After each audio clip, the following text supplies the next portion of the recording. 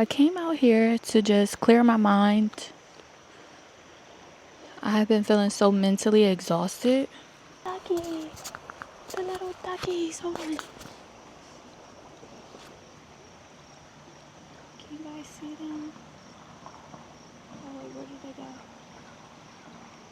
The little duckies, oh, they're so cute.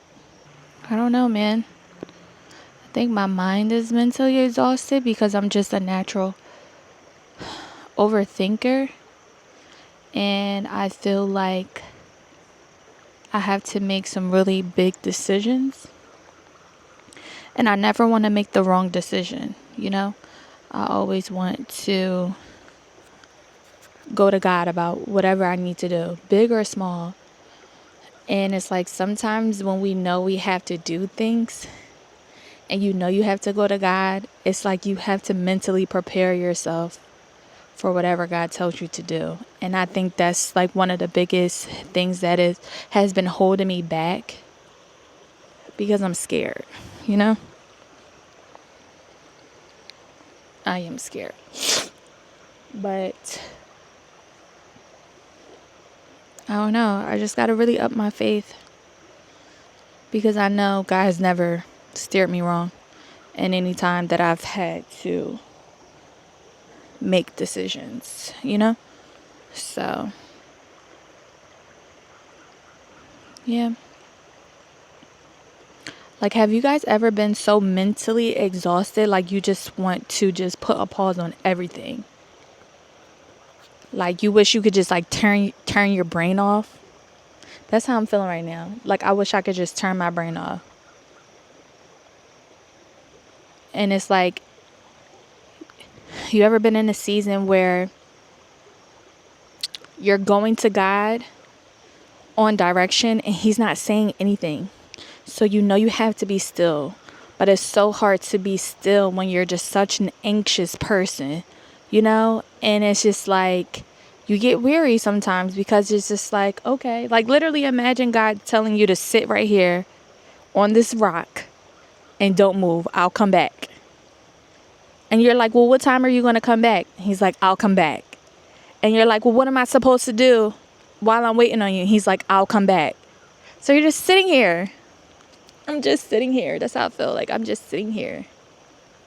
But as I'm sitting here, I need to just find the beauty of where God has me still at. I feel like right now my mental is exhausted because I'm so focused on, number one, the negative things. And I'm focusing on things that never even happened. Like, that's the thing about anxiety. It have you freaking out over things that didn't even happen or probably will never happen. Like, you know what I'm saying? I just hate it. Hate it. If you guys are struggling with being still or you're struggling with being mentally exhausted, I'm here to tell you I understand. I don't have any advice because I'm going through it too. And that's just real. And sometimes it's cool to know, like, you're not the only one tripping. You're not the only one going through things. You know what I'm saying? So, if you are someone who is going through those things, or if you are someone who has overcome, drop some comments below. Like, help a sister out. Because I am going through. I'm really going through right now. God is the most beautiful creator ever. So I just want to sit in His creation and be open to allowing my ears and my spirit and my heart to hear Him, because I've just been so clouded. Like, my mind is just da da da da da da da da da da, you know? So being by water, being in nature, you know, having my feet on land really allows me to be grounded and just speak to God and allow God to speak to me. So, yeah.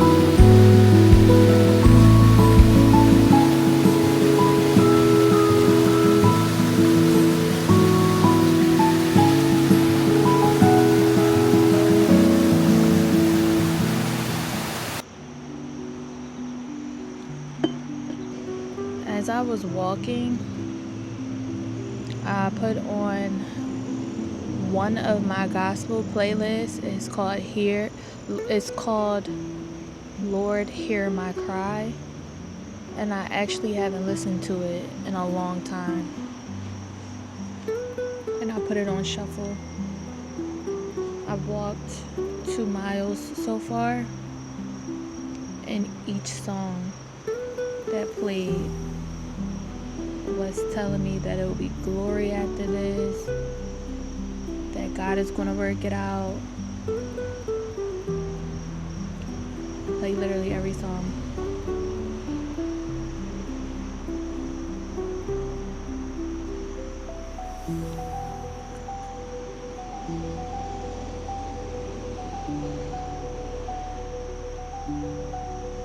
So yeah.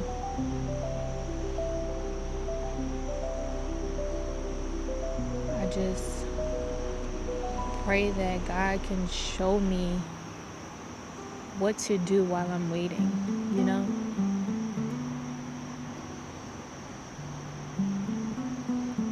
That's the only thing to do, is just have faith in the wait.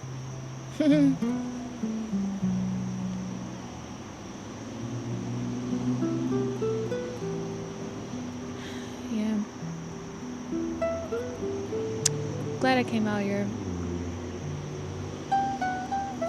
The thing is, like, when we pray, we never, like, prayer is just a conversation, right? It's literally just a conversation, but to have a conversation, both people have to talk. So imagine your friend coming to you and asking you for advice, and they're just constantly talking. You don't even get a chance to respond, you know? And it's like we don't give God a chance to respond. I feel like we just talk, ask this, ask that, and then we move on. And then we be like, God's not listening, God's not responding, God doesn't hear me. And it's just like, did you even wait for a response?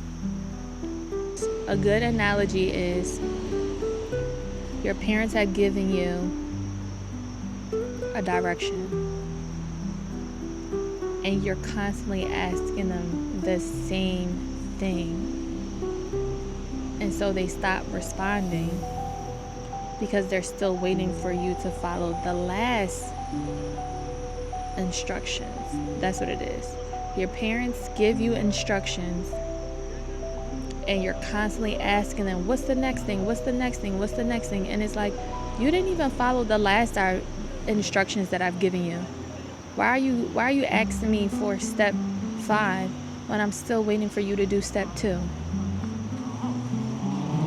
Those are one of the really good analogies that I have when it comes to like asking God for direction. So yeah, this walk got me together. Yeah.